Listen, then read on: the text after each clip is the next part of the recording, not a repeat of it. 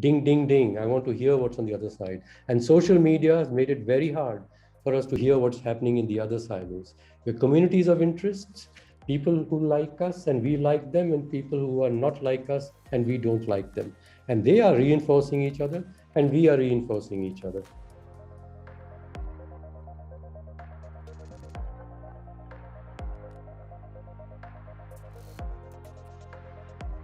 I joined the Planning Commission. I did ask him, I asked Dr. Manmohan Singh, I flew back, cut short the holiday because he wanted it back. And I said, sir, are you sure you haven't made a mistake? I'm not an economist and I've never worked with the government. And it's very nice, quiet way. He said, that's why I want you in the Planning Commission. We've got many economists and the best in the world, and all the people who served in the government. We need to think differently. We need to think why our systems, our government systems, and even the way the economy is developing is not helping the people of India. The purpose of the Planning Commission was to ensure inclusive and sustainable development. Our growth rates are growing, and Manmohan Singh was, being credited for the great acceleration to 9-10% already in the first UPA one. But it's not helping the people of India. So what is it we must change about the way we plan and the way we implement things in this country? So you, from the consulting background, you'll have the usual duties of a member, but please think. And let's think about what must change in the institutions.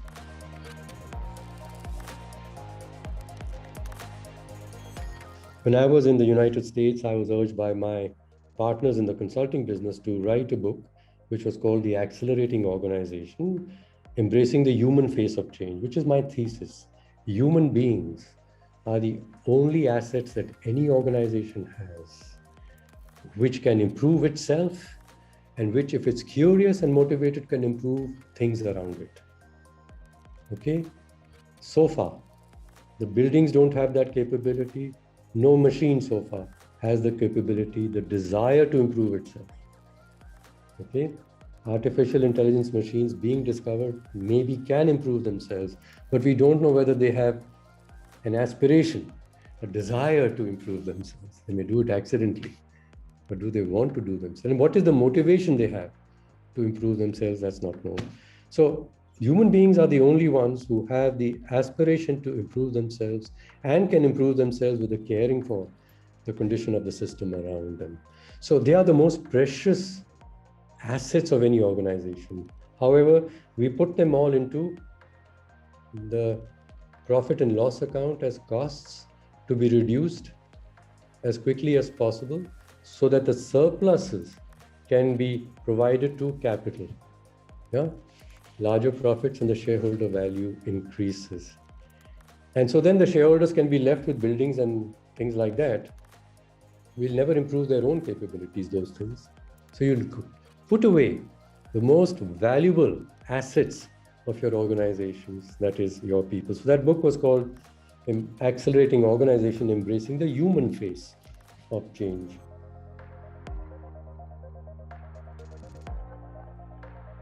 I came back to India, and then I was listening to India and consulting in India, and then writing.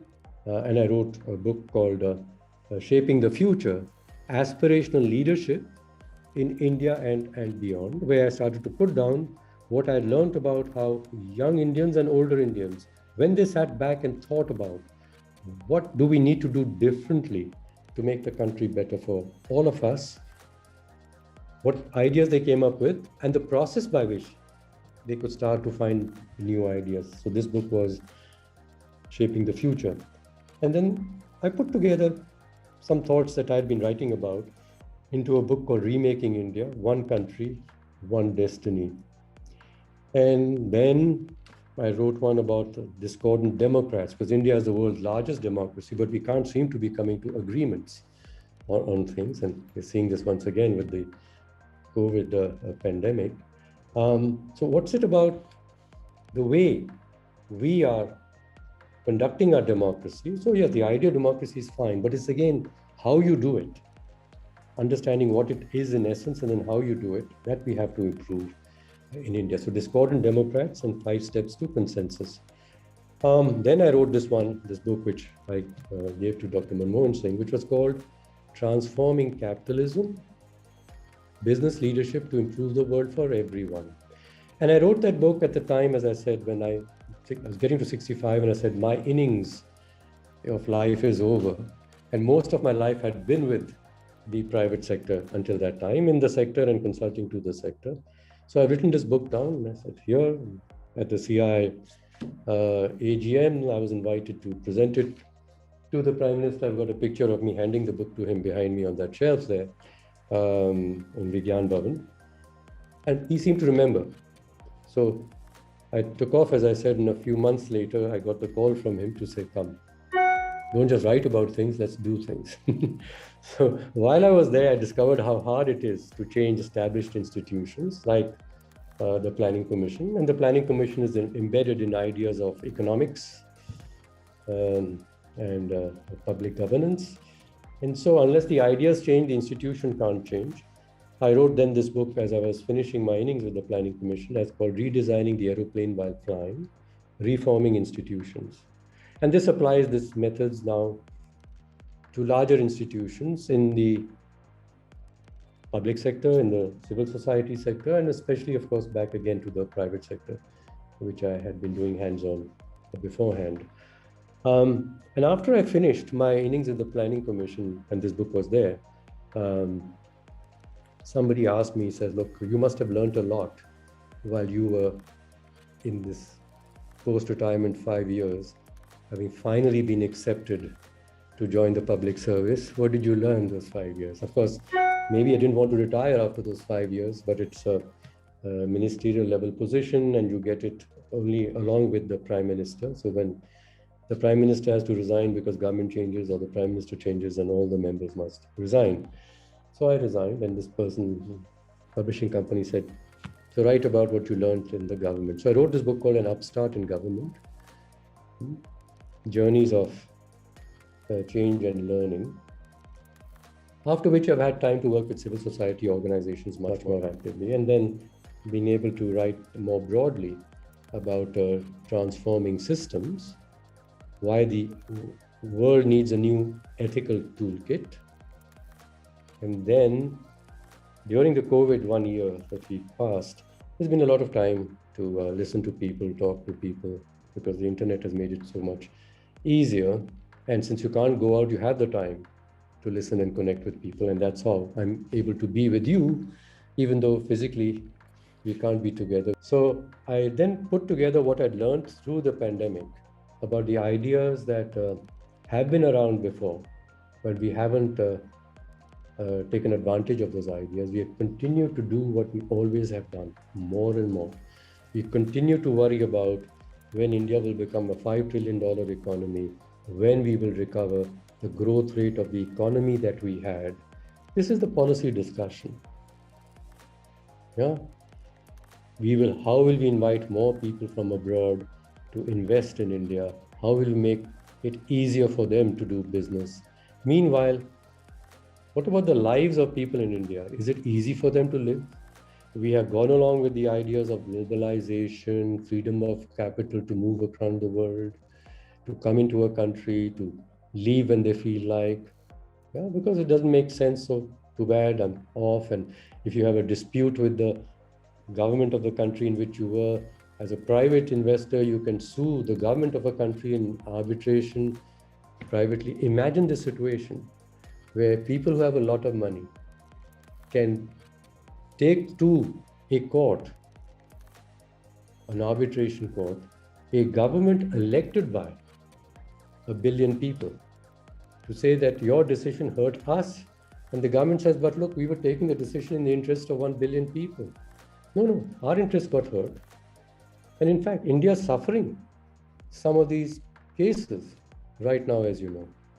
The decisions taken to gather more taxes from multinational corporations who are pretty rich and have made their money and save taxes by having things all over the world, tax havens all over the world. When the governments have said Indian government earlier, that no, you were avoiding taxes, and as per our rules, you were avoiding taxes. Oh no, you can't go back. Oh, but we can up to a certain time. It's in our own tax statutes, we can go back. No, no, you can't do this. And so, the disputes have come. Right now, of course, even the United States of America, the bastion of free market capitalism and corporate capitalism, oh, they are talking now. I think we should have a minimum tax. And I think American companies cannot be declared as being loyal American companies if they don't pay tax in India. So this Apple paying tax in Ireland and stuff. And what is the motivation of a person who is creating wealth for himself and only for shareholders? It is a selfish orientation. Every religion of the world says a selfish person is not a good person. It is unethical.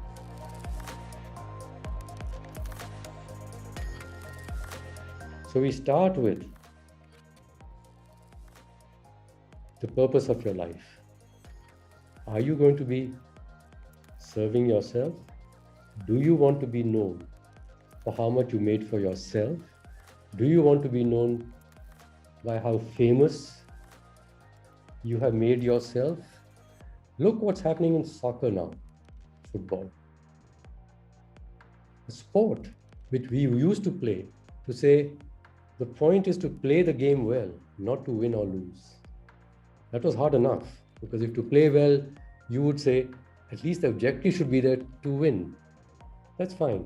But when you come to the point to say, the winning also is not the most important thing, it's the making of the money. And so you get the gambling in cricket, the gambling in soccer, including players. They will let down their own side to make more money, personally. Yeah.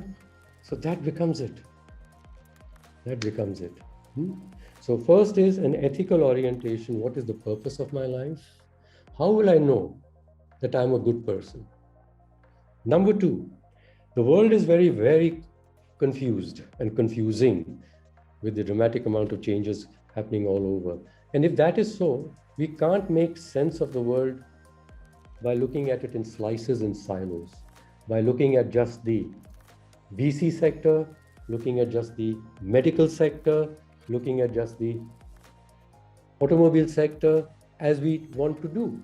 We are brought up to specialize and get a job in a particular industry and then specialize in that industry.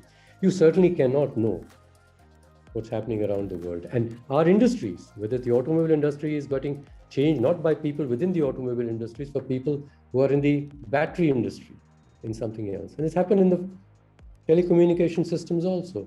So change is going to happen, the VUCA world, the change is going to happen from all sorts of places. And we cannot be limiting the way we think and learn and do to the ways we have been doing it so far, which is in silos, in verticals, even within companies. It's become the language, the verticals. What we need is more horizontals, connections between the verticals, people listening to people who are in other silos, listening to people not like yourselves. So for the sake of good business also, for the sake of making enterprises more effective, listen laterally, don't get specialized, don't. The language of verticals amuses me. You can understand why. These vertical silos. I want to see people who can listen across those boundaries.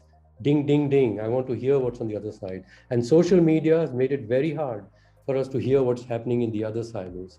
The communities of interests, people who like us and we like them, and people who are not like us and we don't like them. And they are reinforcing each other and we are reinforcing each other. And we throw grenades at each other across the walls. We're not listening to each other.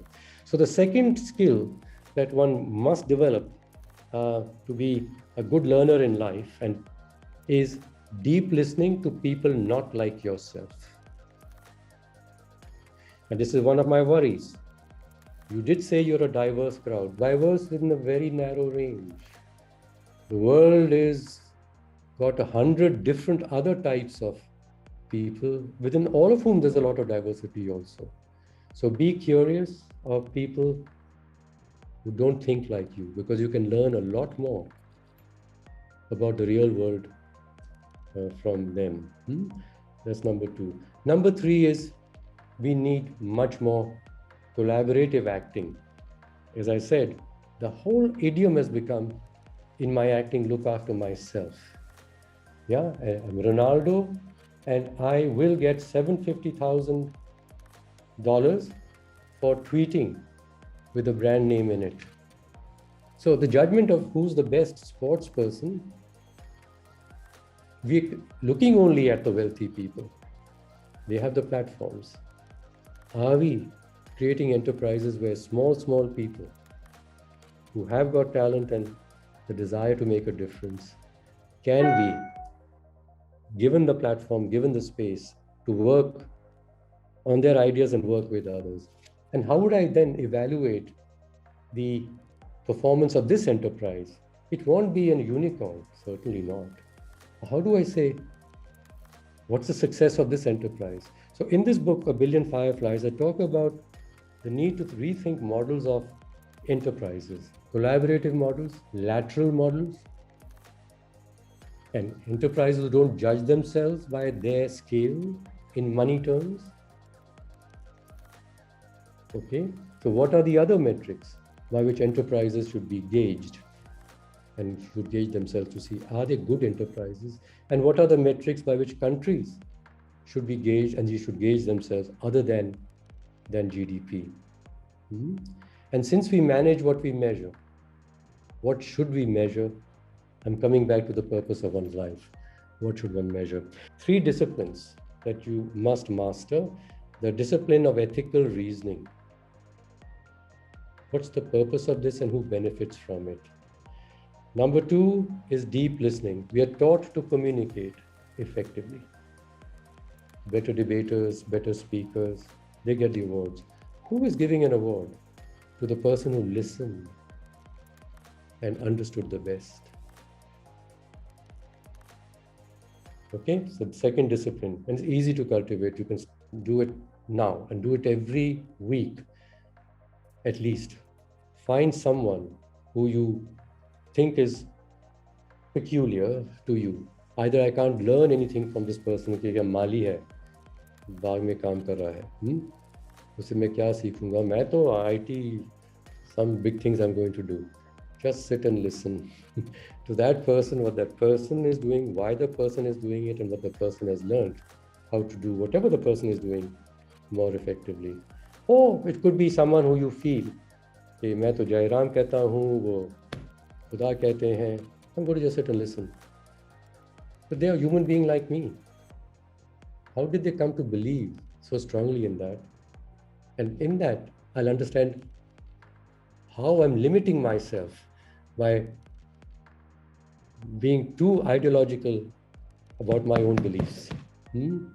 So I open myself up to learning about myself when I listen to someone completely different to myself. Just listen with respect to understand the person, not to convince the person that you are better. And lastly, like I said, is learn to work with others. And these first 2 disciplines will help you to do that.